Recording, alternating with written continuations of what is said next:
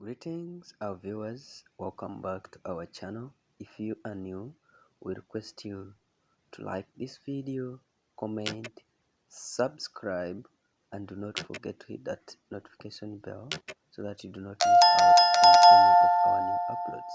You can also follow us on our social media channels like TikTok, Instagram, and Facebook.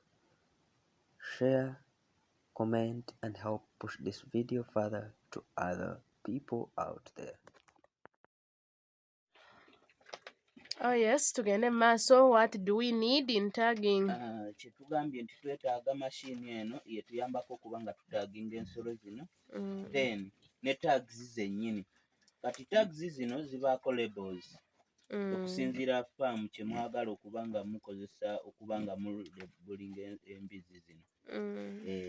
So n'ekirala ku preparation olina okuba nga ensolo zino zepositioninze bulungi okuba nga osobola okuba nga ogitaginga olw'ensonga nti bw'eba nga teri mu position nnungi wesanga nga lebo egendako bubi nga teba nnungi nga bw'oziraba wano bwe zigenzeeko.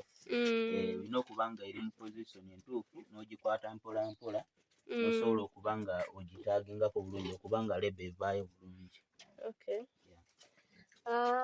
Ekisembayo lwaki gwe osuubira lwaki ensolo zino tuzirebolinga oba tuzitaginga?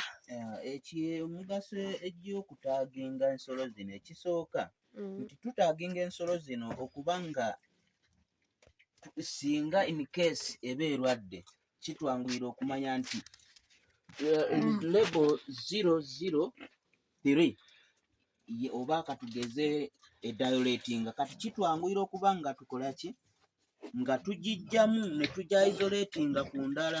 Then ekirala omugaso gwa tagging guba nti tutuyambako okulaba nti ensolo ki ekula amangu oba oluusi nga erina appetite nnungi mu kulya n'omanya nti 002 terya bulungi kati kitegeeza ki nti kiba ejja kwetaaga okuba nga yeetaaga obujjanjabi kuba kiba kikwangira okumanya nti 08 erinamu obuzibuzibu.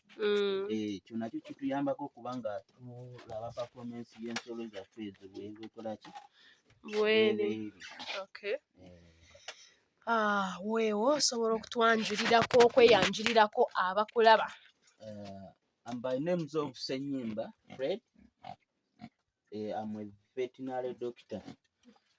So nkola ku bisolo ebyenjawulo, embizzi n'ebisolo byonna ebigwa mu mulimu ogwa abavet doctor nga bwe mubimanyi byonna mbikolako bulungi nnyo. Lwero olunaku nga bwe lubadde olwaleero nti embizzi zaffe ku real farm zitagingiddwa oba tuzirebolinze. Real farm bwetyo bwetambudde, tubaagaliza ebisingawo.